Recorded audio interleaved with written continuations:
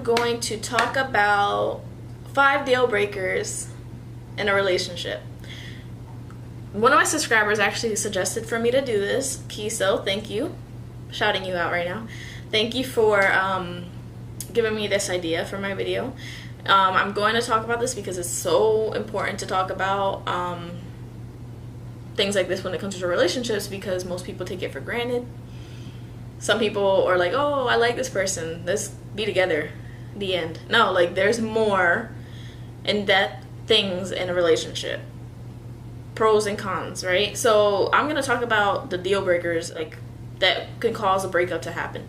The first thing for me, these are my opinions, so if you guys have your own, I'm sure you guys have your own. If you could come up with things, put it in the comments below on what could be another deal breaker to you. For me, cheating. Cheating is a deal breaker, 100%. At that point, I can't trust you anymore. I can't, like, that's broken. And once you break trust, it's near impossible to gain it back. I wouldn't be able to, like, be with someone that I'm, like, wondering if they're actually at work or with the girl. Like, I can't live like that. And then at that point, you're in a relationship, you try to do a second chance or something like that, but you're gonna feel self-conscious about that, because it's like, what was wrong with me? That's how people tend to do. How happened to me? What did I do for them to cheat? What did I do wrong? What's wrong with me for them to cheat? And you know what? That brings me to the other one. Communication. Lack of communication. You need to communicate in a relationship. That's a big, big, big, big thing. If you can't communicate with the person you're with, then why are you with them? You should be able to communicate with that person, right? So, like, I've had problems like that in my relationships, or I've seen people who have those problems in their relationships. They don't communicate. It's always like they're on the go they're just doing their own thing, and they're not really a couple. They're not really a bond. There's no bond there. You're supposed to be knowing your partner. Like, it's supposed to have that connection. You're supposed to have that connection where you know what your partner's feeling. Communication is so good that you have, like, there's nothing that can break that bond between you and your partner, because you guys just know each other that well. So communicating is a huge thing, like I said before.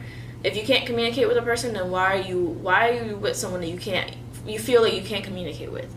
You're supposed to be able to talk to them about anything, even if it hurts, even if it's happy, sad, hurtful, whatever. You're supposed to be able to talk to that person, because that's who you're with, right?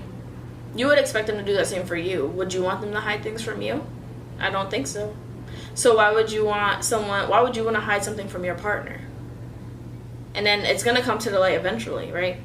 So those two things right there tie together, cheating and communication. If you don't communicate, you might end up cheating because you didn't communicate the problems to begin with, and it just escalates from there, which ends up with a breakup in some cases.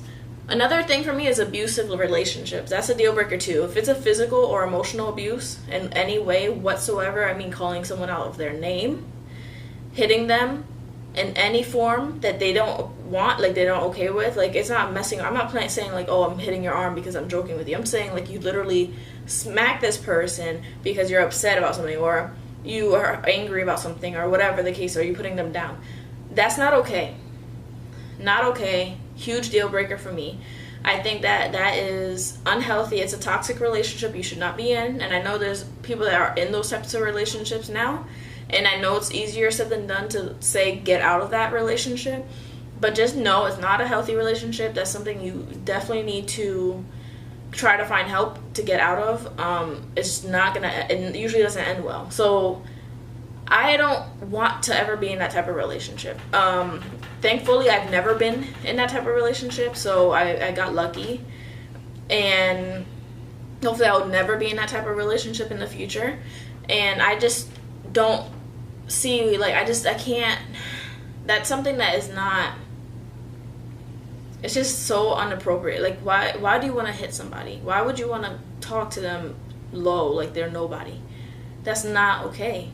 So those things are big deal breakers for me. If something simple like that, if it ever gets to that physical level, or if someone ever calls me out of my name, that's it. There's no going back. You already said it. You already done it. That's it. Deal breaker for me. Selfish. That tends to happen in relationships too, because you get comfortable in a relationship, and then you kind of think, like, if they do things for you, you kind of get spoiled, and then you kind of just like fall back of doing your part in a relationship, and you end up being completely lazy on doing your part, and then they end up, like, you end up looking selfish. You end up being selfish because they're just doing things for you all the time. You're receiving all this love, all this attention, all this whatever, money, food, whatever they're doing for you in a relationship, but you're not giving it back, and that drains them. They feel unappreciated, they feel used, and then you're selfish, you're being selfish, and it's not like that in a relationship. You're supposed to be 50-50. That's it, 50-50. You guys are a team. That's the whole point of a relationship, is being a team. They do something and you help them. That you do something, they help you. When it comes to bills, if you're living together, even so, maybe you're not living together and they might help you. It's whatever. It depends on the relationship and the couple. Doing the chores together, do anything. Like, it's just like, why would you want to be with someone that doesn't help you? Why would you want to be with someone that's just thinking about what they want and not what you want, and not putting your feelings or your care, your thoughts into consideration for anything? That's not okay to have in a relationship either. So that's another deal breaker for me. Last but not least, another deal breaker for me is someone that's not making moves like I am. Because I told you guys this in the previous videos. I like to strive for things. I'm always on the go. I don't like to sit around and do nothing, because I feel like I'm not doing nothing with my life, and I don't like that feeling, and I'm sure there's others that feel that way, that understand where I'm coming from. That's why I'm going to school. That's why I'm kind of trying to get back into my photography little by little.